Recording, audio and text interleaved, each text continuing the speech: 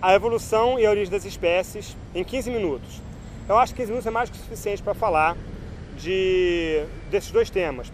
Porque a teoria da evolução, a evolução em si, são coisas tão claras e cristalinas que deveria ser muito fácil explicá-las. O problema é que a gente se perde às vezes em um monte de outras considerações que confundem a gente. Tem muita gente que mistura a teoria a origem das espécies com a origem da vida, que não tem nada a ver. Tem gente que até mistura a teoria da evolução com a origem do universo, também não tem nada a ver. A teoria da evolução, a evolução de Darwin não tem nada a ver com genética também. A genética veio depois da teoria de Darwin, reforçou e ajudou a melhorar a teoria de Darwin, mas a teoria independe de tudo isso. O que acontece? A primeira coisa que acontece é que a gente percebeu que existia evolução, muito antes de Darwin. Não lembro agora, uns 100 anos talvez antes de Darwin, pouco menos de 100 anos antes de Darwin, já se sabia que existia evolução, né? Porque as pessoas viam que você tinha estratos fósseis, né? Você pegava uma parte de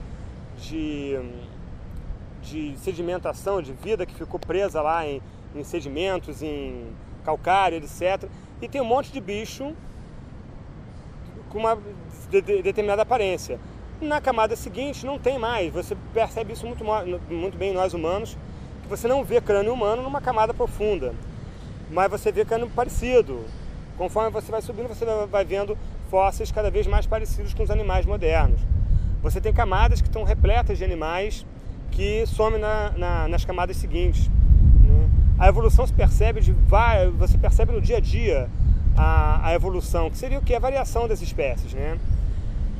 Você tem experiências que você faz com colônia de bactérias. Você faz uma colônia, faz ela crescer, pega metade dela, congela, ou seja, ela fica parada naquele estado.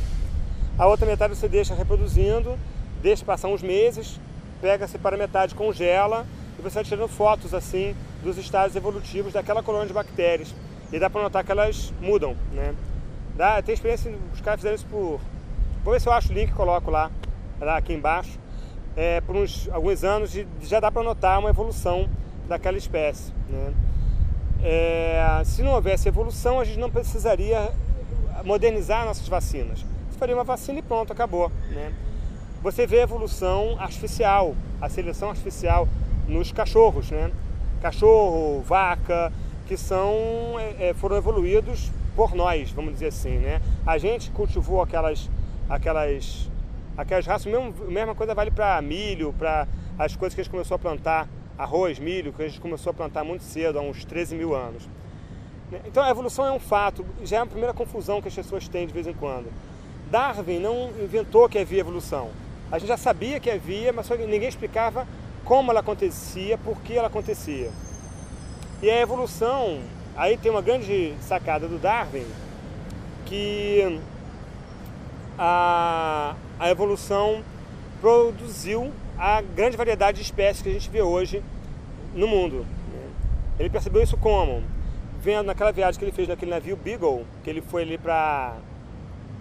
foi para Galápagos, e ele encontrou um monte de espécies de passarinho, né? Só que depois ele percebeu que não eram várias espécies, era a mesma espécie de passarinho com pequenas variações, né? Grande o suficiente para ele ter se confundido e achado que era uma espécie diferente. E aí que ele desenvolveu uma teoria clara e cristalina. Se você tem um ambiente em que há competição para sobreviver, em que há a transmissão de características de um animal para outro conforme ele se reproduz, e que há um certo grau de mutação, uma modificação aleatória pode ser, dessas características, você deve ter evolução. É assim que acontece a evolução. Você tem um monte de borboletinha ou ratinho. Tem um caso bem emblemático de uma população de ratos numa região, rato silvestre, né? De uma região que teve uma erupção e predominavam os ratos brancos. Depois dessa erupção, o chão ficou coberto de fuligem, né? Daquela resquício escuro da erupção, e os ratos brancos começaram a morrer mais facilmente do que os pretos, porque os mais escurinhos, né? Quanto mais escuro o rato, mais difícil os predadores verem, menos eram caçados e mais tempo tinham para se reproduzir. Simples assim. Os gatos brancos não se reproduziam, não conseguiam passar aquela característica adiante, e a população de ratos começou a ficar escura. Tem aí toda uma área da genética que eu não vou nem abordar agora, mas a genética veio explicar muito melhor o dispositivo da evolução e nos ajudou a determinar quando que um animal é uma evolução do outro, porque você consegue ver as diferenças genéticas do código genético em si entre um animal e outro, né? Então você pode afirmar com bastante certeza hoje que uma vaca ela é muito próxima de uma baleia, né? Você não precisa inventar nada, você pode analisar o código genético. Você consegue, bom, isso já extrapola um pouco a evolução, mas você consegue perceber muito bem que nós humanos colonizamos a Austrália muito cedo, uns 10 mil anos depois que a gente saiu da África.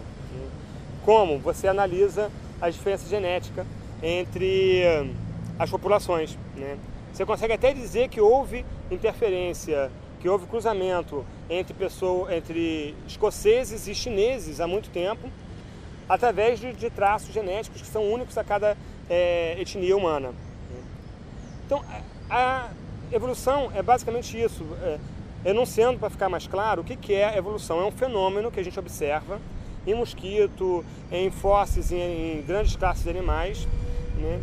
E a teoria da evolução explica como essa evolução acontece e, principalmente, explica a origem das espécies. O livro do Darwin tinha esse subtítulo, né? Como é que por que a origem das espécies? Porque você, de um único ser, de um único animal, você consegue perceber que outros animais vão surgindo. Se você voltar bastante no passado, você vai achar um ancestral de todos nós, que era um peixe, parecia um peixe. Peixe ósseo, não vou lembrar o nome dele agora, não está anotado aqui, eu acho. Como é que isso acontece? Por pequenas variações ao longo de 3,5 bilhões de anos, que é mais ou menos o tempo que a vida vem se desenvolvendo na Terra, apesar de ter tido 5 extinções em massa, as espécies vão se alterando lentamente. Você não vai ter uma galinha dando à luz a um cachorro, até porque a galinha era descendente de dinossauros, né, e não descendente da mesma linha próxima de cachorro. Mas você consegue até, há quem pretenda tirar um dinossauro de uma galinha, basta você ligar e desligar determinados interruptores genéticos, né. De como que a gente chegou a Darwin, porque não foi de imediato. Darwin fez a teoria da evolução dele, tinha alguns problemas que ele não conseguiu resolver, então esses buracos deram espaço para outros cientistas trazerem outras suposições, né? Então você tem vários cientistas. O primeiro cientista que reclamou foi um adversário severo do Darwin. Durante muito tempo os museus naturais não mostravam Darwin, porque foi o Lamarck, que ele pegou uma Oenodotera, uma planta, né, lamarckiana. O nome dessa planta tomou o nome de Lamarck por causa disso, que ela tinha mutações absurdas entre uma espécie e outra. Você pegava um pé dessa planta, fazia uma muda do lado, nascia uma planta totalmente diferente, né? Então ele supôs que as mutações eram assim, radicais. De repente, uma pessoa daria à luz, quer dizer, vamos dizer, um elefante daria à luz a um hipopótamo. Na cabeça do Lamarck seria possível. Só que ele pegou um caso muito específico. Essa planta é uma aberração da natureza. Praticamente só ela passa por esse fenômeno. E ao longo da história da teoria de Darwin, depois que Darwin estabeleceu a teoria dele, vieram vindo vários outros cientistas com suposições que se demonstraram erradas, se demonstraram certas nesse caminho, e que foram sedimentando e ajudando a gente a definir melhor a teoria de Darwin.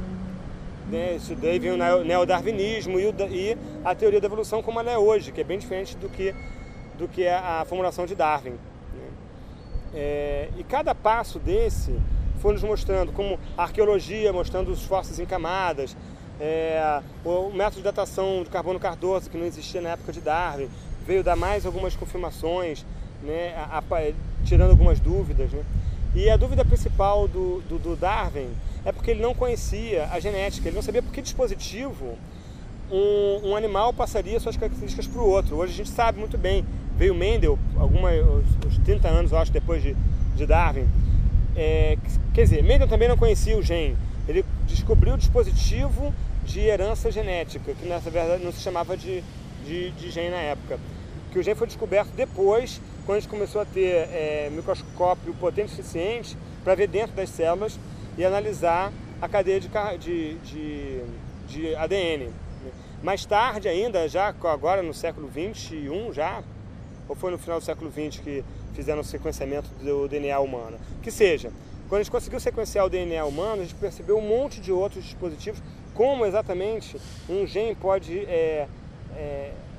fazer essa replicação e como os marcadores conseguem, como tem interruptores que ativam e desativam características nossas e usam o mesmo gene para ativar nosso cabelo louro, ou o nosso cabelo, ou a cor do nosso olho, né?